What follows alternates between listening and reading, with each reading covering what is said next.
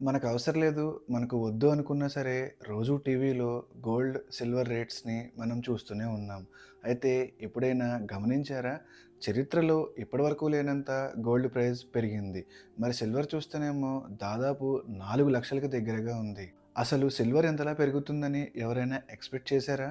దీని వెనుకున్న main reason ఎవరో తెలుసా? అతనే మనందరికీ పరిచయం ఉన్న పేరు డొనాల్డ్ ట్రంప్. అవును. ట్రంప్ యుఎస్ ప్రెసిడెంట్‌గా ఎన్నికైనప్పటి నుంచి తను తీసుకున్న ప్రతి యాక్షన్ వల్ల మార్కెట్ ఒకరోజు హైని చూస్తే మరొక రోజు లోని చూస్తోంది. దీంతో ఇన్వెస్టర్లందరూ భయపడి మార్కెట్‌ని వదిలి సేఫ్ అసెట్స్ అయిన గోల్డ్ అండ్ సిల్వర్ వైపు డైవర్ట్ అయ్యారు. దీనివల్ల డిమాండ్ అనేది చాలా ఎక్కువ పెరిగింది. అనుకోని డిమాండ్ వల్ల ప్రైజెస్ కూడా పెరగడం మొదలయ్యాయి. కానీ లాస్ట్ వీక్‌లో ప్రైజెస్ కొంచెం స్టేబుల్‌గా ఉన్నట్టు అనిపించినా సరే, అవి మళ్ళీ ఖచ్చితంగా పెరుగుతాయి. ఈ వీడియోలో మనం ట్రంప్ ఏ డెసిషన్ తీసుకోవడం వల్ల గోల్డ్ అండ్ సిల్వర్ ఇంతలా పెరిగింది? అసలు ఈ గ్రీన్‌లాండ్ ఇష్యూ ఏంటి? ప్రైజెస్ ఇంకా పెరుగుతాయా? లేకపోతే తగ్గుతాయా? అనే విషయాలను డీకోడ్ చేసే ప్రయత్నం చేద్దాం. యాజ్ ఏ కామన్ మ్యాన్‌గా ఈ వీడియో నీకు, నాకు చాలా ఇంపార్టెంట్. స్కిప్ చేయకుండా చివరి వరకు ఖచ్చితంగా చూడండి. ఫస్ట్ మనం ప్రైజెస్ ఎందుకు ఇంత అగ్రెసివ్‌గా పెరుగుతున్నాయి అన్న విషయాన్ని డిస్కస్ చేద్దాం. మీకు గుర్తుందా?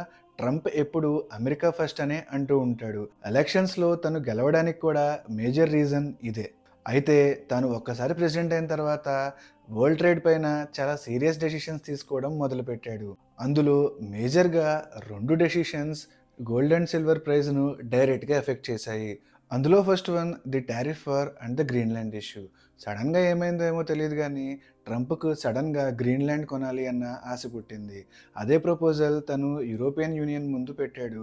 US wants to buy Greenland అని. అయితే దానికి యూరోపియన్ యూనియన్, మెయిన్‌లీ డెన్మార్క్ ఖచ్చితంగా నో అని చెప్పాయి. ట్రంప్‌కి ఎవరైనా నో చెప్తే ఊరుకుంటాడా? వెంటనే ఫిబ్రవరి 1, 2026 నుంచి యూరోపియన్ యూనియన్ పైన 10% టారిఫ్ వేయడం మొదలు పెడతా అని చెప్పాడు. అంతేకాదు తన ప్రపోజల్‌కి యూరోపియన్ యూనియన్ ఒప్పుకోకపోతే జూన్ కల్లా ఆ టారిఫ్స్‌ను 25% వరకు పెంచుతా అని ఖచ్చితమైన డెడ్‌లైన్ ఇచ్చాడు. ఈ డెసిషన్ విన్న తర్వాత యూరోపియన్ యూనియన్ భయపడిందో లేదో తెలీదు గానీ గ్లోబల్ ఎకానమీ మాత్రం ఒక్కసారిగా షేక్ అయింది. ఒకవేళ యూరప్‌కి, అమెరికాకి ట్రేడ్ వార్ వస్తే స్టాక్స్ అన్నీ కుప్పకూలుతాయి అన్న భయంతో ఇన్వెస్టర్స్ అందరూ తమ స్టాక్స్ అన్నీ అమ్మేసి సేఫ్ అసెట్స్ అయిన గోల్డ్ అండ్ సిల్వర్‌ను ఎక్కువగా కొనడం ప్రారంభించారు. అయితే ఈ డిమాండ్ అనేది పదుల్లోనూ, వందల్లోనూ ఉంటే ప్రైజెస్ అంతగా పెరిగేవి కాదు.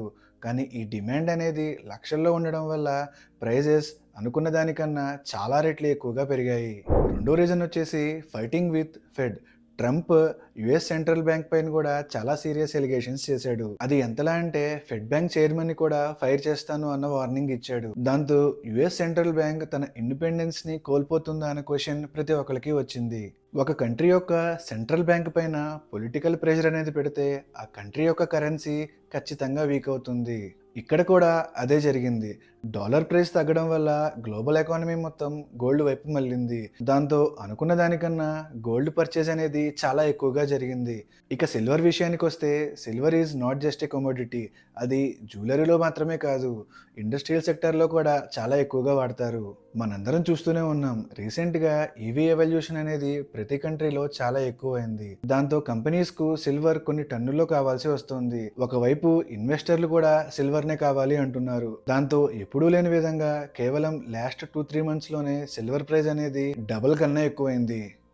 సో దీంతో సిచ్యువేషన్ ఎలా తయారైందంటే ఒకవైపు ట్రేడ్ వార్, మరొక వైపు సెంట్రల్ బ్యాంక్ ఇష్యూ, ఇంకొక వైపు పెరుగుతున్న అమెరికా అప్పు. దీంతో మార్కెట్లో సెల్ అమెరికా ట్రేడ్ స్టార్ట్ అయింది. అంటే ఇన్వెస్టర్స్ అందరూ వాళ్ళ యుఎస్ స్టాక్స్ను అమ్మేసి గోల్డ్ కాయిన్స్, గోల్డ్ బార్స్ కొనడం స్టార్ట్ చేశారు. ఇండియాలో కూడా దీని ఎఫెక్ట్ చాలా గట్టిగా పడిందనే చెప్పాలి. అది కాకుండా మ్యారేజ్ సీజన్లో ఈ ప్రైజెస్ ఇలా పెరగడం వల్ల చాలామంది జనాలు ఇబ్బంది పడ్డారు. కానీ ఇన్వెస్టర్లకు మాత్రం ఇది ఒక పండగలా మారింది. గ్లోబల్ బ్యాంక్స్ అయిన గోల్డ్‌మ్యాన్ సాచ్, జేపీ మోర్గాన్ కూడా మార్కెట్ ఇంకా పెరుగుతుందనే రిపోర్ట్స్ ఇచ్చాయి.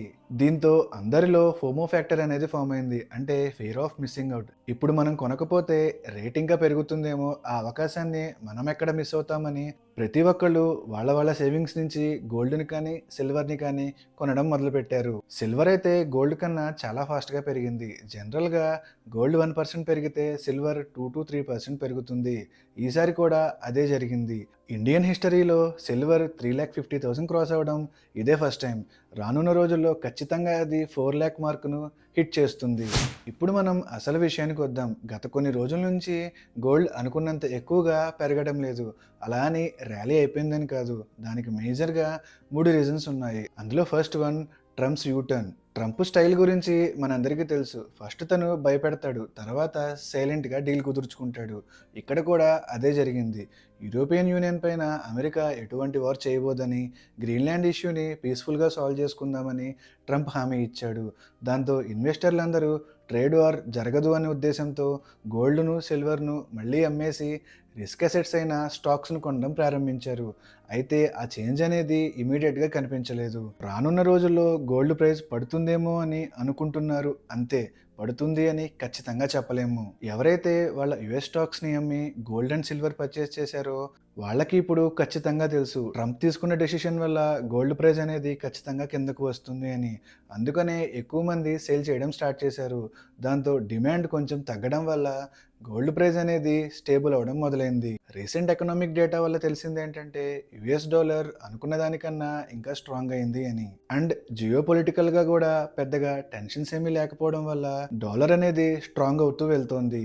మనందరికీ తెలిసిందే డాలర్ వీక్ అయితే గోల్డ్ ప్రైస్ పెరుగుతుంది. డాలర్ కనుక స్ట్రాంగ్ అయితే గోల్డ్ ప్రైస్ ఆటోమేటిక్గా తగ్గుతుంది.